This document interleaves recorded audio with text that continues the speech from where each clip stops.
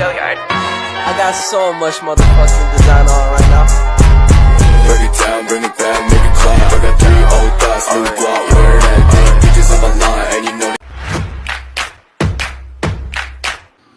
Hai, oke, di sini kami dari kelompok 4 BKA 2020 akan memberikan kalian sedikit edukasi tentang teknik yang digunakan dalam proses konseling dengan tema keterampilan komunikasi dasar proses bimbingan dan konseling.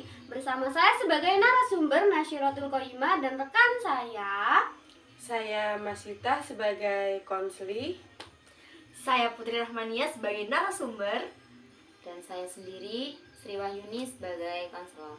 Oke, tonton sampai habis dan semoga bermanfaat untuk kalian semua. Bye-bye. Oke, jadi kelompok kami akan sedikit memberikan contoh tentang praktek konseling menggunakan teknik dasar keterampilan komunikasi dalam bimbingan dan konseling.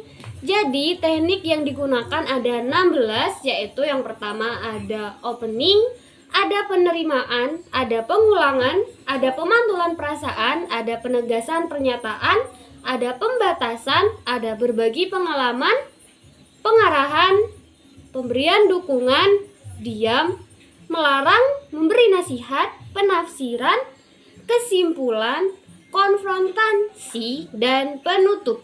Jadi, sebelum kita menjurus ke teknik-teknik berikut, teman-teman perlu tahu dulu apa sih itu teknik keterampilan dasar komunikasi dalam bimbingan dan konseling.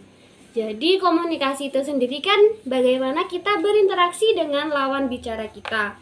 Dasar adalah hal-hal yang memberikan suatu penopang utama dari suatu hal. Jadi hal-hal dasar yang memberikan impact kepada komunikasi itu sendiri.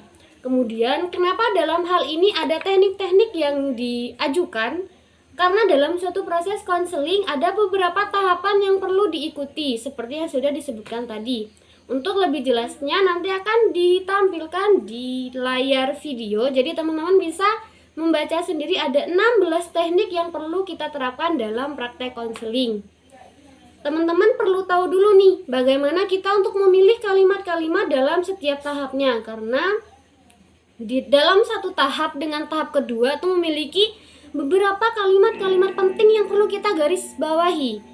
Tidak bisa kita campurkan. Jadi kalau kita menggunakan teknik opening terus kita menggunakan kalimat-kalimat yang kita ungkapkan dalam pengulangan, tentunya tidak akan memberikan suatu manfaat atau akan memberikan suatu kekacauan dalam proses konseling karena tidak sesuai dengan aturan yang sudah ditetapkan. Dan untuk lebih jelasnya, kami akan memberikan dan menampilkan video praktek konseling yang nantinya setiap partnya akan kita berikan petunjuk untuk teman-teman agar tahu ini teknik apa sih, ini sudah masuk tahap apa. Oke, yang pertama yaitu opening. Opening itu adalah bagaimana konselor dan konseli pertama kali ketemu. Dari mulai konseli masuk ke ruangan, lalu konseli duduk, dari semua pembahasan basa-basi yang akan disampaikan oleh konselor. Yang kedua ada penerimaan. Penerimaan ini adalah bagaimana konselor mampu bersikap baik atas kedatangan konseli ke dalam rumahnya, ke dalam ruangannya.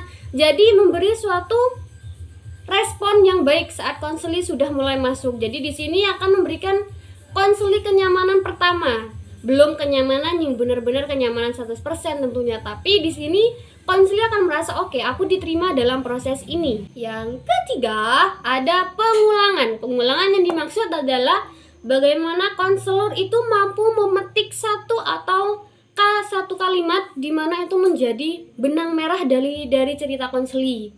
Jadi hal-hal yang memberikan konselor itu senjata untuk mengungkit atau menggali lagi apa nih yang konseli sembunyikan dari konselor. Dari hal ini, konselor bisa mendapatkan banyak sekali feedback dari konseli kalau benar-benar bisa mencari benang merah dari cerita konseli tersebut. Mungkin Mbak Masita pernah menanyakan kepada temannya Mbak Masita, maksudnya kayak membicarakan tentang apa yang Mbak Masita rasakan gitu. Apa pernah?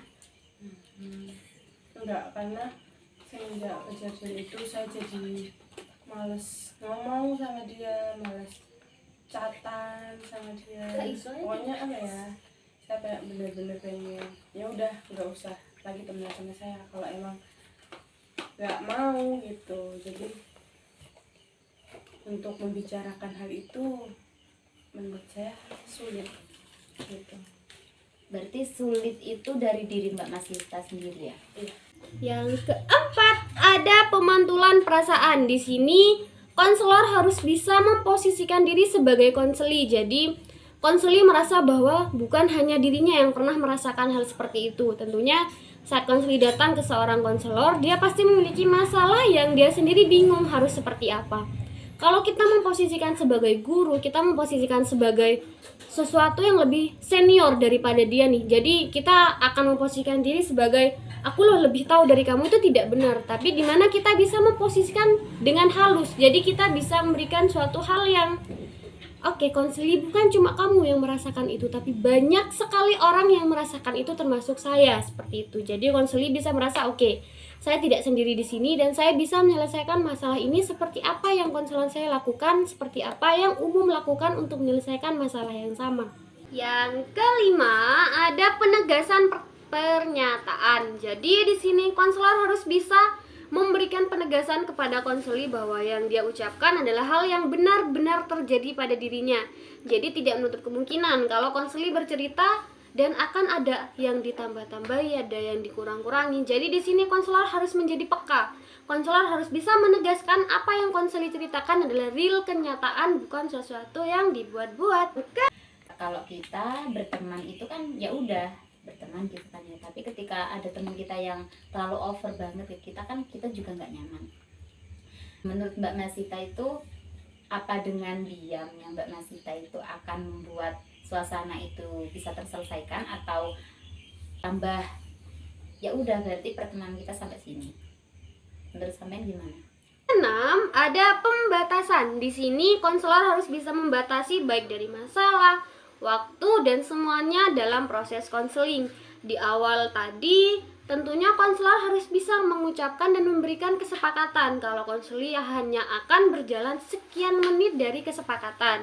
Kemudian saat konseli sudah mulai bercerita nih, konseli memutuskan satu masalah yang akan dia selesaikan, tapi dia sudah mulai melenceng dari masalah yang dia ingin ceritakan, konselor harus bisa menghentikan itu agar tidak menjadi bercabang. Jadi konselor harus menjaga proses konseli hanya tertuju pada satu masalah dan satu solusi saja.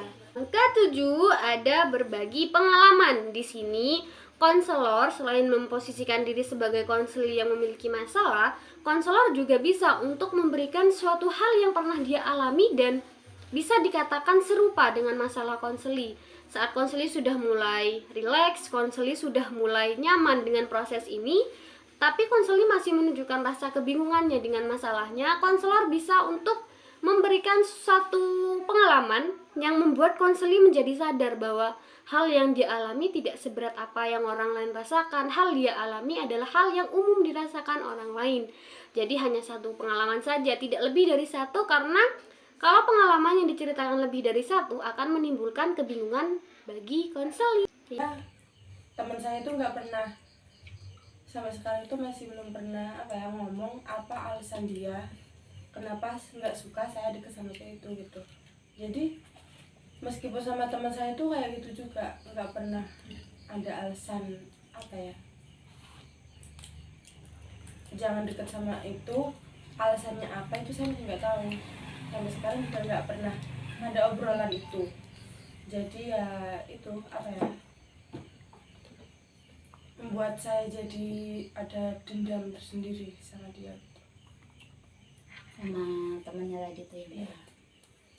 Baik, dari ceritanya Mbak tadi itu saya juga ikut merasakan gimana rasanya jadi Mbak ketika mempunyai teman kayak terlalu cemburu sosial. Yang ke-8, ada pengarahan. Di sini konselor harus bisa mengarahkan konseli pada satu tujuan saja. Di sini kalau di awal konseli sudah menjelaskan bahwa dia ingin menceritakan masalahnya dan dia ingin menjadi lebih tenang contohnya, konselor harus bisa mengarahkan pada hal ketenangan itu saja. Jadi kita sebagai konselor harus punya pendirian dulu nih, apa yang mau kita capai dengan proses konseling ini. Tidak boleh lebih dari satu, mungkin boleh hanya tentang perasaan saja, tapi kalau dengan alternatif tentang solusi itu kembali pada konseli. Jadi perlu digarisbawahi bahwa di sini kita hanya mengarahkan konseli untuk mencari beberapa pintu solusi, tidak untuk menentukan solusi yang akan digunakan oleh konseli. Yang kesembilan, ada pemberian dukungan, di mana konselor mampu memberi motivasi kepada konseling sehingga konseling mampu keluar dari keterpurukan tersebut. Yang ke-10, ada diam, di mana seorang konselor memberikan waktu kepada konseling. Contohnya, ketika saat bercerita tiba-tiba konseling menangis. Nah, maka di situ konselor memberikan waktu untuk konseling merilekskan diri. Yang ke-11 yaitu melarang, di mana seorang konselor memberi larangan ketika ada beberapa hal yang membuat si konseling ini mungkin dendam atau melakukan hal-hal yang tidak diinginkan atau tidak baik. Jadi jangan menyelesaikan pertemanan hanya karena soal tadi itu kecemburuan sosial. Mungkin itu bisa dibicarakan dengan baik-baik. Apa Mbak Masita menanyakan apa yang harus saya lakukan kepada temennya. Nanti kan ketika dia mengungkapkan apa yang dia rasakan, dan mungkin Mbak Masita bisa, iya seharusnya saya harus bisa mengimbangi, menyetarakan lah sama dia. Yang ke-12 ada nasihat, di mana seorang konselor memberi nasihat pandangan positif kepada konseling. Kalau boleh saya ngasih saran, intinya masalah itu bisa terselesaikan apabila Mbak Masita itu tidak diam, tapi berusaha untuk mengungkapkan kepada temannya Mbak Masita tadi. Dan Mbak Masita jangan hanya melihat sisi buruknya saja, tapi harus mengetahui apa saja yang pernah dia lakukan kepada Mbak Masita. Yang ke-13, penafsiran. Konselor dapat mendeskripsikan arah masalah dari konseling tersebut, dan konselor sudah memiliki beberapa pandangan alternatif untuk menyelesaikan masalah dari konseling tersebut. Yang ke-14 ada konfrontasi, yaitu konselor dapat menemukan ketidaksesuaian antara penjelasan dengan gestur tubuh. Juga nanggepin, aslinya sama-sama nanggepin, cuma kembali lagi ke saya terlalu banyak mikir, jadi saya langsung memutuskan kayak enggak, dia pasti punya pikiran jelek juga sama saya gitu.